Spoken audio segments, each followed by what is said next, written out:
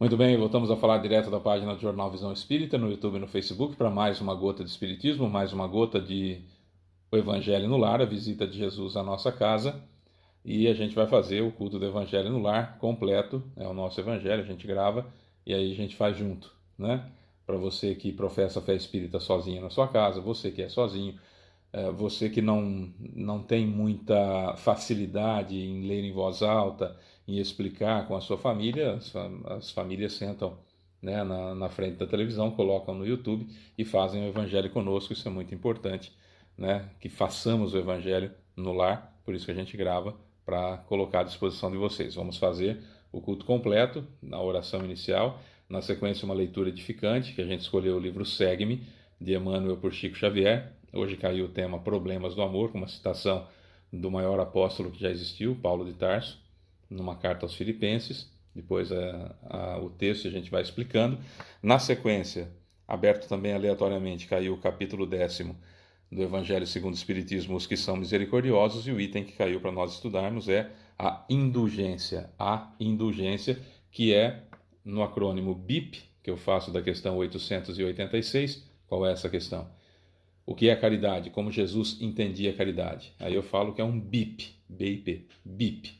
Benevolência para com todos, indulgência para com as imperfeições alheias, perdão das ofensas. Isso é caridade segundo Jesus. Então nós vamos entender a indulgência hoje, que vai ajudar bastante a gente também. A gente vai lendo e vai explicando. E aí no final a gente faz a oração final. Minha água já está aqui. E na oração final a gente se coloca como instrumentos para que a água seja fluidificada. Certo? Então é o circuito completo e você pode estudar conosco. É um prazer sempre tê-lo aqui conosco, porque precisamos fazer da nossa casa uma embaixada da colônia espiritual que fazemos parte. E o Evangelho, o culto no Evangelho no Lar, é justamente para isso. Sem mágicas, sem misticismo, sem ideia de maravilhoso, apenas um fato de que duas pessoas reunidas em nome de Jesus, fatalmente, necessariamente, e porque ele disse isso, portanto é verdade, ele estará conosco. Certo? É isso. Então vamos lá. Elevando o nosso pensamento até Jesus, como é que faz isso? Pensando no rosto dele como você o conhece, como você acha que ele seja. Pode ser também a imagem até daquele ator que faz o The Chosen, se na sua cabeça aquele é Jesus, mentaliza, não tem problema. A ideia é que o seu guia espiritual, seu anjo da guarda, te ajude numa mentalização, num foco de elevar o pensamento e te ajude a fazer isso, porque ninguém sabe necessariamente, né? Quer dizer, ninguém é muita gente, né? Poucos sabem como era verdadeiramente a face de Jesus. Então, como você conhece, como você imagina que ele seja, mentaliza aí, tá bom? Então, elevemos o pensamento até Jesus. Senhor Jesus, querido mestre e amigo, Deus Pai Todo-Poderoso, benfeitores espirituais, amigos mentores que nos acompanham, seu Calixto, Dona Zélia, seu João Leão Pita, seu Joaquim, seu Romeu, seu Alexandre, doutor Agripino, nosso querido amigo seu Caibar, sua equipe de Alvorada Nova, seu Bezerra de Menezes, seu Allan Kardec, seu Agostinho. Nesse momento, Senhor Jesus, gostaríamos de louvar o Senhor pela oportunidade de poder direcionar o nosso pensamento até essa figura maravilhosa que o Senhor é. Segundo ponto, agradecer por tudo de bom que nos aconteceu na última semana, agradecer também por tudo de ruim que não aconteceu na última semana e, claro, agradecer também por tudo de ruim que aconteceu na última semana, porque, em última análise, já foi. Então, por isso, muito obrigado por termos quitado mais esse débito deixado para trás. Já foi. Vamos para frente. Após esses agradecimentos, Senhor Jesus, vamos para aquele pedidozinho, né? Da nossa parte de solicitações. Gostaríamos de pedir ao Senhor que não olhe as nossas imperfeições, mas a fé que anima o nosso coração, o nosso desejo de servir, o nosso desejo de ser útil, de aprender, pelo menos durante esse momento do nosso Evangelho no lar. Fazer vista grossa para a nossa imperfeição, para que, estando conosco, possa iluminar a nossa vida e nos ajudar a compreender os seus exemplos dados há tanto tempo e que ainda patinamos, temos dificuldades para colocá-los em prática. Por esse acréscimo de misericórdia, então, já agradecemos também. Muito obrigado de coração. Assim sendo, então, Senhor Jesus, sabedores da sua presença em meio a nós, damos por iniciado o nosso Evangelho no Lar e que assim seja. Vamos lá, então. Problemas do amor. O livro Segue-me sempre tem uma passagem do Novo Testamento e depois a explicação de Emmanuel. E nessa daqui é uma passagem de Paulo, na carta de Paulo aos Filipenses, capítulo 1, versículo 10. Para que aproveis as coisas que são excelentes, para que sejais sinceros e sem escândalo algum. Paulo estava preso nessa época e escrevia à comunidade dos filipenses, da cidade de Filipos, que ficava na Macedônia, na região da Grécia, e no norte da Grécia, onde Paulo já tinha formado uma igreja quando por lá passou. E ele agradecia, nessa carta ele agradece a consideração que os filipenses têm por ele e esse estreitamento da amizade com essa comunidade da cidade de Filipos. E ele cita algumas coisas parecidas com aquelas da carta aos Gálatas, outra comunidade que ele também escrevia, quando ele fala da dificuldade que é, veja, Paulo de Tarso também tinha isso, o grande Paulo apóstolo também tinha isso, o maior apóstolo que já existiu, também tinha isso, a dificuldade de vivenciar o Cristo. Ele ainda estava nesse pedaço. Claro que depois ele diz que já atingiu esse ponto e dizia que já não era mais ele quem vivia, mas o Cristo que vivia nele, né? Já não sou eu quem vivo, mas o Cristo que vive em mim. Nós vamos chegar nesse ponto também. E só depende de nós, não depende de nenhuma outra circunstância a não ser o nosso querer, a nossa vontade, o nosso desejo de fazer o certo em vez do fácil. E aí o Emmanuel continua, começa no texto dele. O amor é a força divina do universo. É imprescindível, porém, muita vigilância para que não a desviemos na justa aplicação, não desviemos o amor. Quando um homem se devota de maneira absoluta aos seus cofres perecíveis, essa energia no coração dele denomina-se avareza, não é amor. Então, quando há um apego aos cofres perecíveis, é avareza. Quando se atormenta de modo exclusivo pela defesa do que possui, julgando-se o centro da vida no lugar em que se encontra, essa mesma força converte-se nele em egoísmo, que pode ser traduzido também, segundo as palavras da professora Lucilena Galvão, na síndrome da autoimportância exagerada. Quando eu acho que o mundo gira em torno de mim porque eu sou extremamente importante e a minha vontade tem que ser satisfeita o tempo todo, isso não é amor próprio, isso é egoísmo. Quando se vê motivos para louvar o que representa, o que sente e o que faz, com manifesto desrespeito pelos valores dos outros, o sentimento que predomina em sua órbita chama-se inveja, que às vezes a gente não consegue entender exatamente o que é inveja, o que é o ciúme. Então, olha que bacana. Quando só vê motivos para louvar o que a pessoa representa, o que a pessoa sente, o que faz, e desrespeitando os valores alheios, só você é importante, só você é importante, só eu sou importante, só o que eu faço é bem feito, o sentimento que predomina em órbita dessa pessoa chama-se inveja, também não é amor próprio. Não é autoiluminação. Isso é inveja, para que a sua insignificância fique escondida debaixo das suas imperfeições. Você então diminui as outras pessoas, desrespeita as outras pessoas como se os seus valores fossem os únicos mais importantes.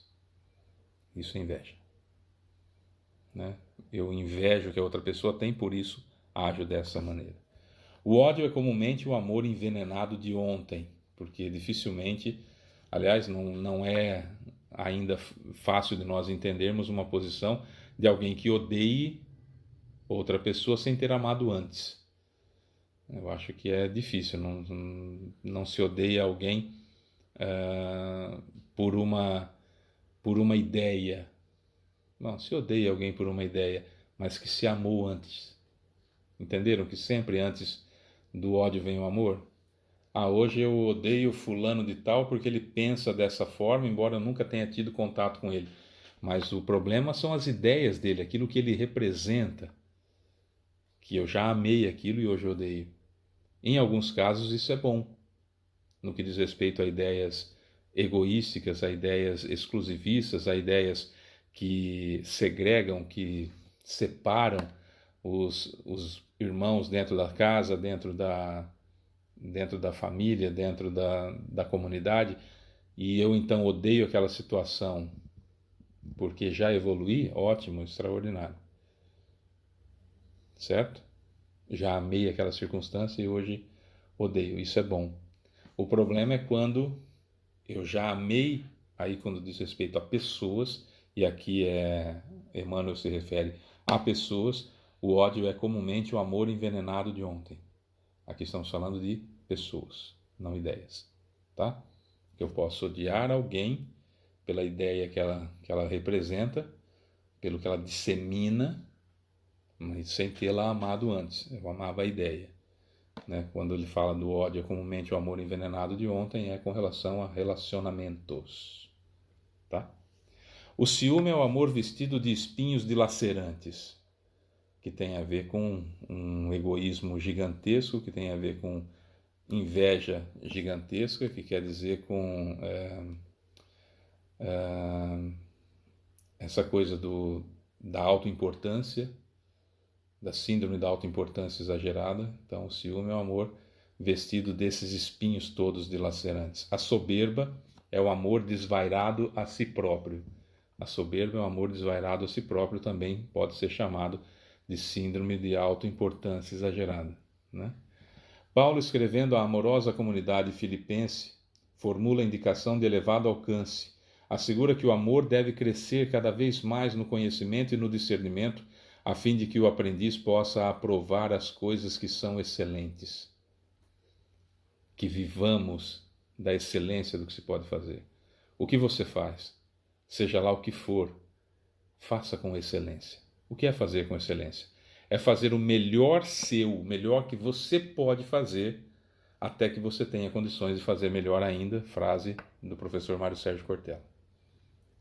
Excelência, segundo o professor Mário Sérgio Cortella, seria isso. Você faz o seu melhor, não o melhor do mundo, o seu melhor, até que você tenha condições de fazer melhor ainda. Ou seja, eu só vou atingir a excelência quando eu faço o meu melhor, buscando condições para sempre fazer melhor. Eu aprendi quando eu estava no Banco do Brasil com um querido amigo, o seu Aquial, querido amigo mesmo, pessoa que foi muito importante na minha adolescência, ali no Banco do Brasil, quando eu era guardinha. Mas nós tínhamos uma soberba, nós falávamos assim, não sou guardinha, nós somos menores aprendizes. Quando eu era guardinha no Banco do Brasil, e em certa oportunidade eu estava tirando xerox. Acho que muita gente nem sabe o que é xerox hoje em dia, né? Eu estava tirando xerox, então era um calhamaço assim de documentos, que eu deixava os originais desse lado, achava que estava arrasando, né? Deixava os originais desse lado, dava um passo, colocava na máquina, saía a cópia, colocava a cópia aqui, dava 2 passos, colocava o original do outro lado para ficar longe, tá? E aí o seu Aquial vendo isso, e eu 14 para 15 anos, o seu Aquial vendo isso, chegou e falou, Fabinho, ó, tudo que você estiver fazendo, sempre vai pensando se existe uma maneira mais rápida, mais fácil e mais eficiente de fazer. Mais rápida, mais fácil e mais eficiente de fazer. Olha, você está dando 3 passos aqui para fazer isso. Pega essa mesinha com rodas aqui, colocou do lado, falou, tá vendo? Você só faz isso aqui. É muito mais rápido, você perde bem menos tempo. Eu falei, olha, interessante, né? Coloquei a mesinha do lado da saída da copiadora, pegava o original, punha aqui, saía a cópia, virava o original para cá, pegava. Então, foi muito mais eficiente. E desde aquela época, já faz 40 anos isso, desde aquela época, tudo que eu estou fazendo, graças a esse toque do meu querido amigo Soquial, Tudo que eu estou fazendo, eu penso se não tem um jeito mais fácil, mais rápido, mais eficiente de ser feito. Ser feito com excelência. Seja lá o que for. Seja lá o que for. Ah, Fábio, você então é perfeito e faz tudo muito bem feito? Quem me dera, já não estaria mais aqui. Estaria do lado de Jesus falando assim, ó, beleza, e aí, como é que tá as coisas aí, G? E aí, G, como é que tá? Beleza? Não. Estamos falando de aprendizado. Recebi uma grande dica de um querido amigo, seu Akial, eu estou repassando, que talvez seja útil para outras pessoas, né? É esse o ponto. A soberba é um amor desvairado a si próprio, e é isso que nós temos que tomar cuidado. A síndrome da autoimportância, eu sou muito importante. Nossa, como alguém pôde me fechar no trânsito? Como alguém ousa querer me ensinar alguma coisa? Como alguém ousa me corrigir? Como alguém ousa fazer isso? Né? Onde já se viu fazer uma coisa dessa? É a síndrome da autoimportância exagerada. E não precisa ter uma alta autoestima, não.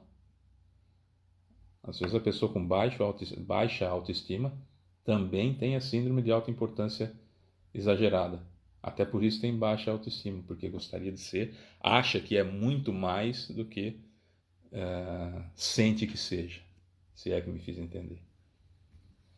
Instruamo-nos, pois, para conhecer, diz Emmanuel. Eduquemo-nos para discernir. Cultura intelectual e aprimoramento moral são imperativos da vida, possibilitando-nos a manifestação do amor no império da sublimação que nos aproxima de Deus. Atendamos ao conselho apostólico, no caso do Paulo, e cresçamos em valores espirituais para a eternidade, porque muitas vezes o nosso amor é simplesmente querer, e tão somente o querer é possível desfigurar impensadamente os mais belos quadros da vida. É muito comum a gente olhar as crianças, eu quero isso, eu quero aquilo, eu quero aquilo. E nós identificamos imediatamente um egoísmo ali, que ela foi criada daquela forma, em que todas as suas vontades são atendidas imediatamente. Então eu quero, quero, quero, quero. E quando não esse quero não é atendido, surge a birra, surge o choro, surge o desrespeito, surge a forma, a atitude que incomoda a nós adultos. E é muito fácil ver isso, não no filho da gente, no filho da gente não vê, mas no filho dos outros, é muito fácil a gente ver isso. E no espelho, que é o mais importante, a gente não vê. Porque a indulgência, ela diz respeito ao outro, à atitude do outro. Como eu disse agora há pouco no começo do vídeo, na questão 886 do Livro dos Espíritos, Kardec pergunta: o que é caridade? Como Jesus entende a caridade? E a resposta é o BIP, que eu falei, né? BIP. BIP, BIP, soando na nossa cabeça o tempo todo o que é caridade. B de benevolência para com todos, tem que ser bom para todo mundo. Ali não está discriminado benevolência para os que são da mesma religião, benevolência para os que pensam igual a você, benevolência para os que têm dinheiro para você receber de volta. Não, benevolência para com todos, todos são todos. Na língua portuguesa, quando os pronomes foram trazidos do latim, o grupo de homens que estavam lá decidiram que não precisava ter os pronomes neutros, que no latim tem. Então eles decidiram, os homens que estavam na época decidiram que falando no masculino já estava incluída a mulher também. Tá? Então, só para tirar um pouquinho das ideias dos machistas idiotas que ficam falando bobagens por aí, né? Então, no latim já existia o todos, todas e todes, por exemplo, tá? Então, se for para englobar todo mundo, como na regra da língua portuguesa, que precisaria ser mudada para voltar para a base do latim numa reforma ortográfica, enquanto isso não acontece, todos se refere a homens, mulheres ou qualquer gênero, tá? Só para ficar uma cutucadinha aqui, mas enfim. Então, benevolência para com todos, para todo mundo, para homens, mulheres, e seja lá o que for, como for que a pessoa se identifique, que temos que respeitar. Eu não tenho que obrigar a pessoa a aceitar a biologia dela, porque se Deus permitiu que a pessoa se identifique assim, para de se achar importante suficientemente para com essa síndrome de autoimportância de querer regular o que o outro seja. Cuida da sua vida, que se você conseguir isso já é um grande avanço. Cada segundo, milésimo de segundo que você perde para controlar a vida sexual do outro, para controlar como o outro é e o que o outro faz, você está perdendo grandes oportunidades de evoluir. Então, para de se preocupar com o que os outros fazem com o próprio corpo e cuida da sua vida. E você não está fazendo isso. Dedicando-se 24 horas para cuidar da sua própria vida já não é suficiente, imagina perder tempo para cuidar da vida dos outros. Então, né? Benevolência para com todos, todos, indistintamente. Indulgência para com as imperfeições dos outros. Isso é caridade. Indulgência para com as imperfeições dos outros, não com a nossa. Com a nossa é canalice. É fácil ser indulgente com a minha imperfeição, mas também no meu lugar qualquer um faria o mesmo. Tem que entender que eu estava assim, tem que entender que eu estava daquele jeito, eu estava passando por um problema e por isso fiz isso e por isso fiz aquilo. Para.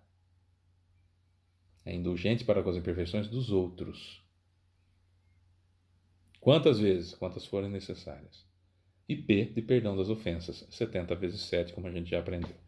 No capítulo 10, os que são misericordiosos, o Espírito José, que é o espírito protetor do médium, em Bordeaux, 1863, disse o seguinte a respeito da indulgência. Espíritas, queremos falar-vos hoje da indulgência, sentimento doce e fraternal que todo ser humano deve alimentar para com seus irmãos, mas do qual bem poucos fazem uso. A indulgência não vê os defeitos dos outros, ou se os vê, evita falar deles, divulgá-los. Ao contrário, oculta-os, a fim de que não se tornem conhecidos, senão dessa pessoa que viu unicamente. E se a malemolência os descobre, tem sempre pronta uma escusa, uma desculpa para eles.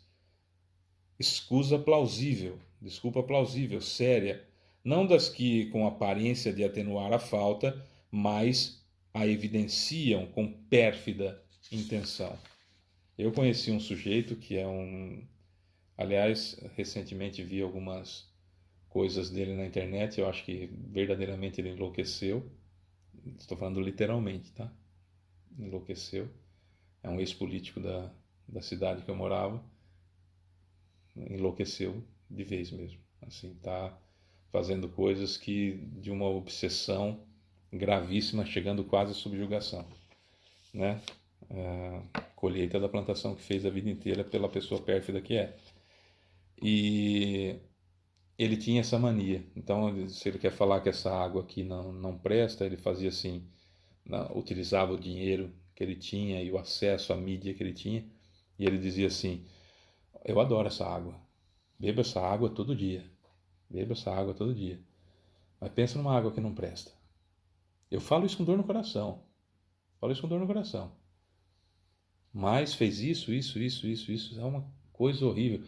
E olha, me dói falar isso. Porque eu adoro essa água. E no lugar da água, evidentemente, uma pessoa. Contando os defeitos, ampliando os defeitos, aumentando os defeitos e caluniando sobremaneira a pessoa, sob a égide de: nossa, como eu gosto dessa pessoa, estou sentindo muito que outros estão falando isso. Isso é uma maneira pérfida de fazer. É exatamente isso que ele fala aqui. E se a malevolência os descobre, tem sempre pronta uma escusa para eles, escusa plausível, séria, não das que com aparência de atenuar a falta, mas a evidenciam com pérfida intenção. Eu disse quem é a pessoa? Não, então não estou falando mal da pessoa, estou falando de comportamento, tá? Para estudar. A indulgência jamais se ocupa com os maus atos de outrem, a menos que seja para prestar um serviço. E foi exatamente o que nós fizemos aqui com relação a esse exemplo que eu acabei de dar, tá bom? Mas, mesmo nesse caso, tenho cuidado de os atenuar quanto possível. Não disse o nome da pessoa, né? Não faz observações chocantes, tem nos lábios não tem nos lábios censuras, apenas conselhos e, as mais das vezes, velados. Quando criticais, que consequência se há de tirar das vossas palavras? Há de que não tereis feito o que reprovais, visto que estáis a censurar, que valeis mais do que o culpado. É esse o ponto toda vez que a gente vai criticar alguém. Que a indulgência deve falar mais alto, é fazer essa análise. Tá, o que eu estou criticando na outra pessoa eu não faço? Bom, se eu não faço mais, já fiz, num passado distante ou recente, eu fazia, não faço mais, devo ser indulgente com a pessoa porque sei que ela também vai sair daquele estágio que ela se encontra. Certo? Quando criticais, que consequência se há de tirar das vossas palavras? Há de que não tereis feito o que reprovais, visto que estáis a censurar, que valeis mais do que o culpado. Homens, quando será que julgareis os vossos próprios corações, os vossos próprios pensamentos, os vossos próprios atos, sem vos ocupardes com o que fazem vossos irmãos? Quando só tereis olhares severos sobre vós mesmos? Essa é a indulgência que nós devemos entender. Indulgência para com o outro, não comigo. Comigo eu devo ser severo para modificar-me. Não devo exigir que o outro se modifique, eu devo exigir que eu me modifique. Devo exigir de mim isso. Cobrar de mim uma melhora e do outro respeitar, aceitar que ele é daquele jeito. Não quer dizer que eu devo estender benevolentemente o pescoço ao inimigo, não é isso? Ficar lambendo a pessoa. Mas não serve para conviver comigo, eu simplesmente vou conviver com algumas pessoas que eu acho que sirvam para conviver comigo. Sem desrespeitar, sem falar mal, sem nada, sem criticar.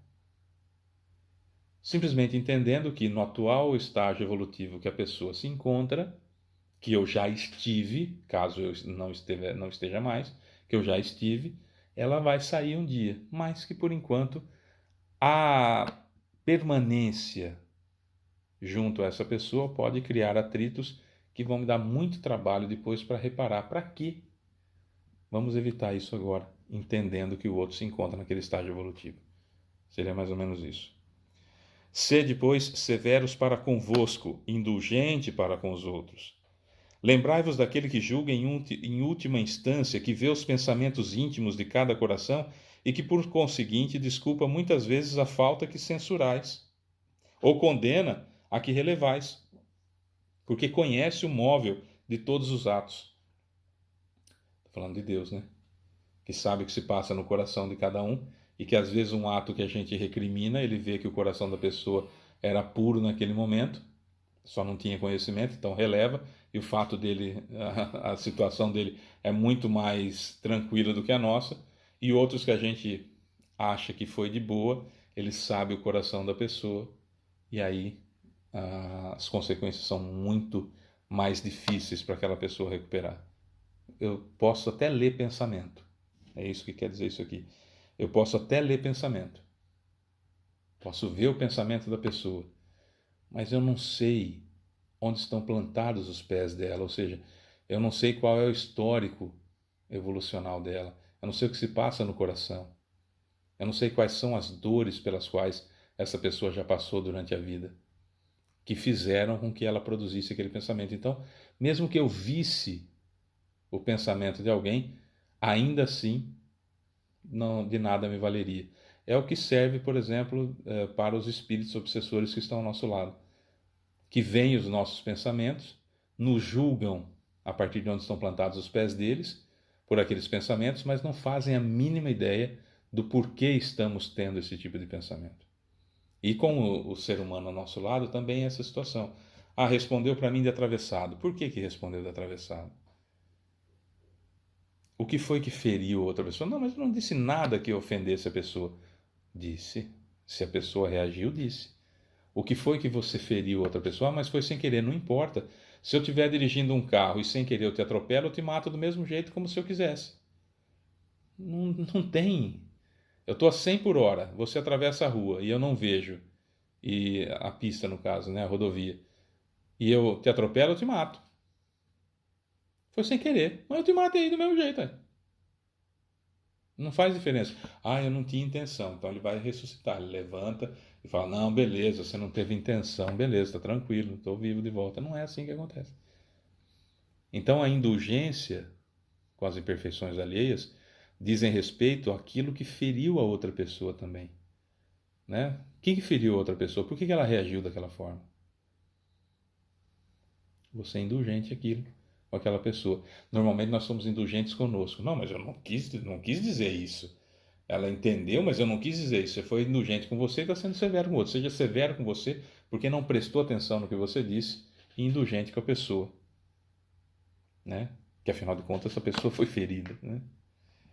Lembrai-vos de que vós, que clamais em altas vozes, anátema, tereis quiçá cometido faltas mais graves. Anátema era quando você recriminava, apontava o outro, né? Herege, xingava outra pessoa. Sede indulgentes, meus amigos, portanto a indulgência atrai, porquanto, vamos de novo, sede indulgentes, meus amigos, porquanto a indulgência atrai, acalma, ergue, ao passo que o rigor desanima, afasta e irrita. Fábio, com relação aos meus filhos, eu devo ser indulgente ou devo ser duro? Depende do momento. Uma criança em tenra idade, você tem que ser firme e indulgente ao mesmo tempo. O que é isso? Corrigir, mas entendendo que naquela idade é comum se cometer erros daquele tipo. Certo? Agora, na adolescência, o que tem que ser feito? Tem que ser duro e indulgente. Duro porque tem que corrigir e indulgente porque temos que saber que naquela idade cometíamos os erros também e é natural que a pessoa cometa aqueles erros naquela idade. No jovem adulto, como que eu devo agir? Meu filho, minha filha, como eu devo agir? Duro, porque tenho que corrigir, e indulgente, porque sei que naquela situação fazíamos a mesma coisa, é comum a pessoa cometer aqueles erros. Na fase adulta, como devemos ser? Duros, para corrigir, mas indulgente, porque sabemos que todos nós temos imperfeições, e é comum, é natural que erramos. No caso aqui a palavra tem que ser que erremos. Certo? Com relação aos filhos. Fora isso, severos conosco e indulgente para com os outros, aos outros como eles são, e a mim como devo ser. Certo? É isso. É isso, meus amores. Vamos lá então. Eu falei tudo isso, então sou extremamente perfeito. Saindo daqui, já vou de corpo e alma para o céu, vou viver lá com Jesus. Vou ficar do lado direito dele e falar assim: a hora que o senhor for se movimentar, o senhor faz favor de meio devagar, porque se o senhor vira de repente, eu vou acabar ficando do lado esquerdo do senhor, aí eu vou para o inferno, né? Então eu tenho que agilizar. O senhor virou para cá, eu corro para a direita aqui. O senhor virou para lá, eu corro para a direita aqui, né? Então, quem me dera, né? Eu fui o primeiro a ouvir. Precisamos aprender, todos nós. Que bom, né? Que não há privilégios. Mas tem uns mais ruinzinhos, não tem? Nós vamos ser indulgentes com eles, que eles vão chegar lá.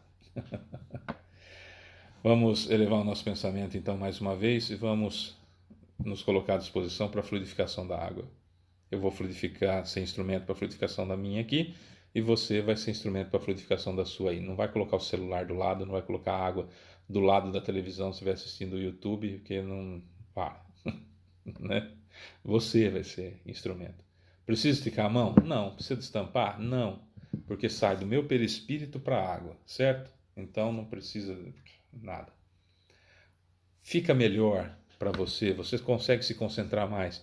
Se você posicionar a mão aqui e a sua mente conseguir entender que está entrando aqui pelo chakra coronário, estão entrando os eflúvios aqui dos mentores espirituais de Jesus, enfim, está metabolizando e saindo do meu perispírito, mas antes de sair pelo meu perispírito, sai pela terminação nervosa da minha mão e esquenta aqui a minha mão e facilita mais a minha concentração, faz bem, não faz diferença nenhuma, faz isso. Vai continuar saindo do seu perispírito e indo para a água. Mas se fica melhor para você colocar a mãozinha aqui, a esquerda ou a direita, enfim, né? Ah, eu só ponho a mão direita porque eu sou de direita, eu só ponho a mão esquerda porque eu sou de esquerda. Você é trouxa, né? Mas Jesus não se importa com isso. Então, tanto faz a mão que você vai colocar. Para de pensar nessas bobagens. A ideia é que você se concentre em algo. Se precisa da mão como muleta, para isso faça, não tem problema nenhum. Se não precisa mais, não faça, também não tem problema nenhum. Fazer ou não fazer não torna você nem melhor nem pior. Certo? Só torna ou é mais treinado ou menos treinado. Nada além disso. Certo? Vamos lá então.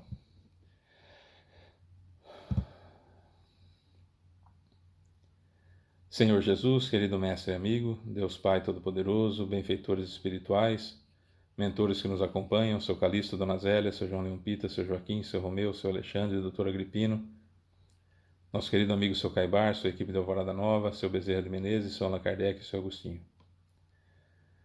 Invocamos ao Senhor, mestre querido, mais uma vez, agradecidos pela sua presença, pela sua visita à nossa casa, pelas benesses que nos foram concedidas durante esse Evangelho, pela inspiração, inclusive, durante o Evangelho também, muito obrigado, mas principalmente pela sua presença em meio a nós, iluminando, inundando de luz a nossa casa.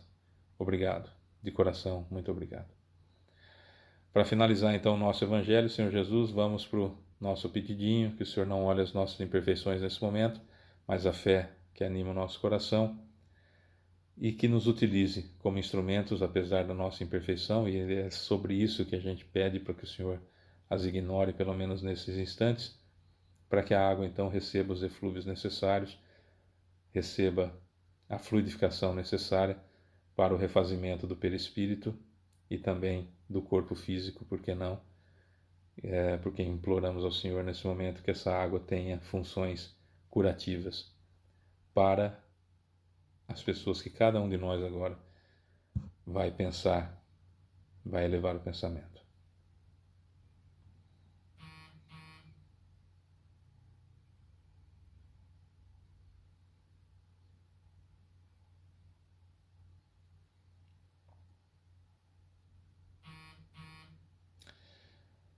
É isso, Senhor.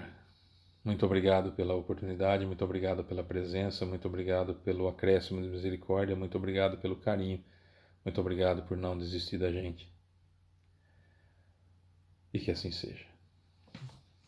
É isso então, meus amores. Nos veremos na próxima semana, se Deus quiser, com mais um Evangelho no Lar. Um beijo enorme para você que fica. Eu sou Fábio Pereira. Até lá.